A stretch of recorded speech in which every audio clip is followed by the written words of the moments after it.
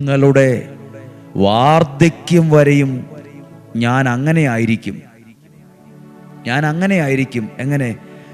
നരബാധിക്കുമ്പോഴും, നിങ്ങൾക്ക് നരബാധിക്കുമ്പോഴും ഞാൻ നിങ്ങളെ വഹിക്കും.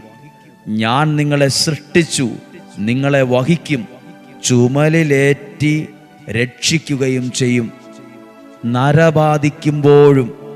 പ്രിയപ്പെട്ടവരെ, ജീവിതത്തിൽ കണ്ടവരും പരിചയപ്പോഴും, പ്രിയപ്പെട്ടവരെ, ജീവിതത്തിൽ കണ്ടവരും പരിചയപ്പെട്ടവരും പല ബന്ധങ്ങളും പാതി വഴിക്ക് ഇട്ടിട്ട് പോകും, വിട്ടുപോകും, ഉപേക്ഷിച്ചു പോകും, തള്ളിപ്പറയും, കുറ്റപ്പെടുത്തും, അകന്നു പോകും. അപ്പോൾ ദൈവം പറയുവാണ്, നിന്റെ വാർദ്ധക്യം വരെയും നരബാധിക്കുമ്പോഴും.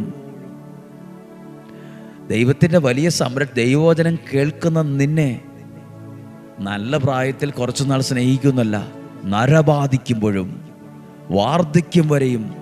എഴുതിയിരിക്കുന്ന വാക്ക്, എൻ്റെ വാക്ക് കേൾക്കുന്നവരെ സൃഷ്ടിച്ചു, നിങ്ങളെ വഹിക്കും, ചുമലിലേറ്റി രക്ഷിക്കും. ദൈവത്തിൻ്റെ വചനം കേൾക്കുന്ന ഓരോരുത്തരെയും ദൈവം എത്ര ആഴമായാണ് കരുതുന്നത്.